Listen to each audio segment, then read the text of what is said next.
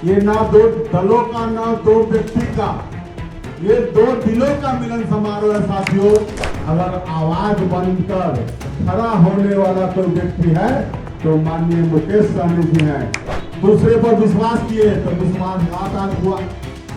नमस्कार, मैं महिमा सिंह आप दर्शकों का स्वागत करती हूँ लाइव सिटीज में। पटना स्थित विकासशील इंसान पार्टी कार्यालय में आज आयोजित एक मिलन समारोह में निषाद संघर्ष मोर्चा के संरक्षक और जदयू के पूर्व जिलाध्यक्ष रंजीत सहनी अपने सैकड़ों समर्थकों के साथ वीआईपी में शामिल हो गए हैं। वीआईपी के प्रमुख मुकेश सहनी ने उन्हें पार्टी की सदस्यता दिलाई है और पार्टी में स्वागत किया। और इस मौके पर मिलन समारोह को संबोधित करते हुए पार्टी के प्रमुख और बिहार के पूर्व मंत्री मुकेश सहनी ने कहा कि आज वीआईपी के प्रति लोगों का आकर्षण बढ़ा है। हमारा उद्देश्य समाज में बदलाव है। अगर सरकार बनी तो बिहार में बदलाव होगा, नया बिहार बनेगा। उन्होंने निषाद के आरक्षण की मांग को दोहराते हुए कहा कि अन्य राज्यों में निषादों को आरक्षण मिलता है लेकिन बिहार में नहीं मिलता। उन्होंने कहा कि जब हमारी सरकार होगी तो ये मांग भी पूरी हो जाएगी। उन्होंने कहा कि ये पार्टी सभी वर्ग सभी समाज की पार्टी है। हमारी लड़ाई गरीबों और वंचितों को उनका सम्मान दिलाना है। उन्होंने कहा कि रंजीत सहनी के फिर से साथ आने से पार्टी मजबूत होगी। उन्होंने बताया कि पहले भी ये हमारे साथ ही थे। और इस मौके पर पार्टी में शामिल हुए रंजीत सहनी ने कहा कि संघर्ष के दिनों में हम सभी साथ थे। उन्होंने पूर्व मंत्री मुकेश सहनी को तारीफ करते हुए कहा कि बिहार में ऐसा कोई नेता नहीं है जो गरीबों के अधिकार के लिए संघर्ष कर रहा हो। आगे इस वीडियो में सुनिए कि उन्होंने क्या कुछ कहा है। इस पर्व के अवसर पर हमारा जन्मदिन भी है। इससे बड़ा दिन और क्या हो सकता है कि अपने पुराने घर में वापसी का भी दिन है। तो आज का ये दिन बहुत ही ऐतिहासिक दिन है मेरे लिए। तो साथियों, सबसे बड़ी बात है कि हमने संघर्ष के दिन माननीय अपने नेता मुकेश सहनी जी के साथ कदम से कदम मिलाकर चलने का काम किए और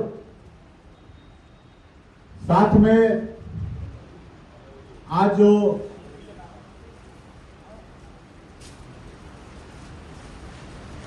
राजनीति भविष्य के एक सर्वांगीण तारीख के रूप में आज का दिन याद रखा जाएगा, क्योंकि आज जो मिलन समारोह है ये ना दो दलों का ना दो व्यक्ति का, ये दो दिलों का मिलन समारोह है साथियों। जो हम लोग के प्रिय माननीय नेता मुकेश सहनी जी जिस तरह से अपने हिम्मत और बहादुरी से बिहार में जो निषाद समाज, गरीब गुरबा और वंचितों के आवाज बनकर जो संघर्ष इन्होंने किया है उसमें कहीं ना कहीं हम लोग के सभी लोगों का सहयोग रहा है।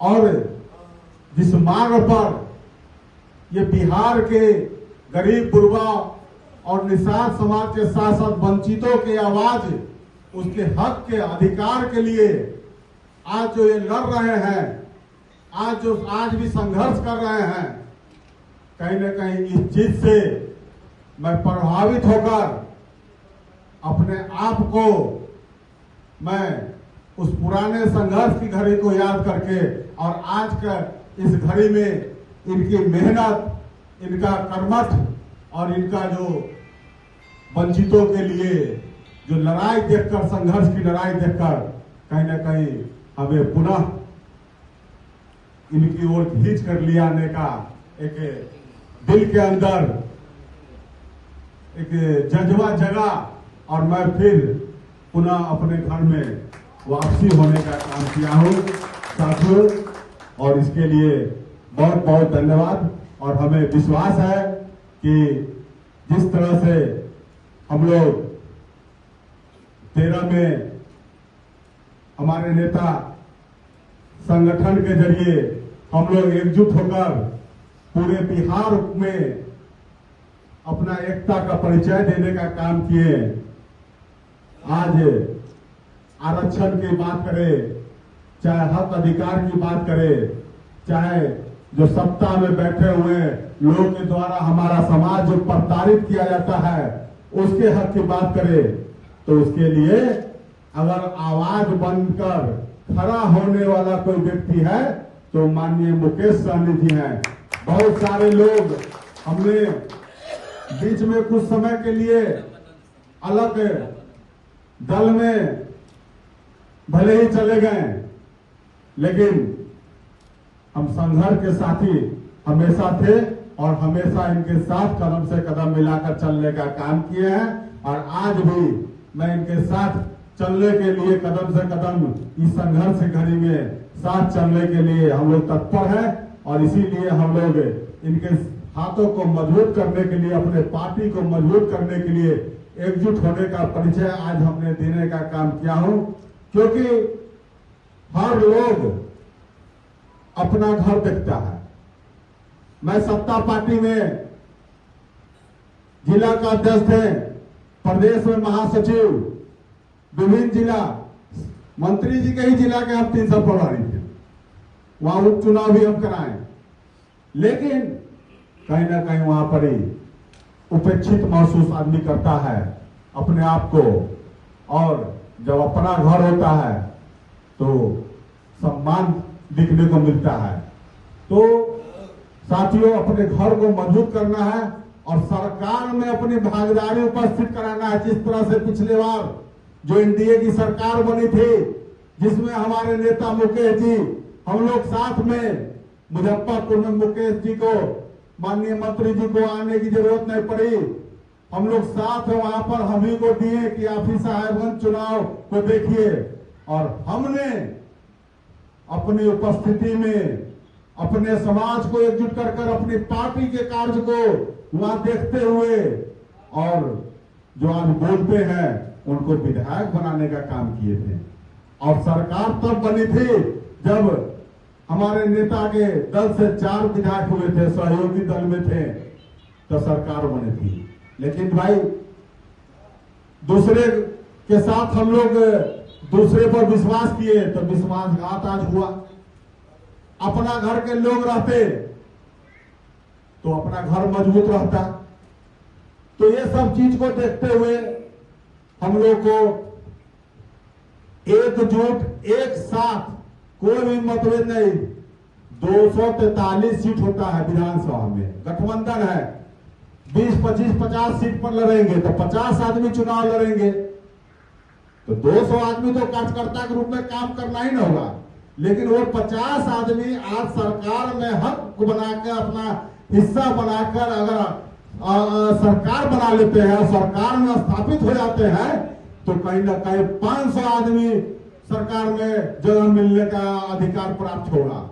तो ये सब चीज को देखना है और ये सब चीज को देखते हुए हम लोग इस दल से जुड़े हैं। और इस दल में जो हमारे साथ जुड़े हैं, माननीय हमारे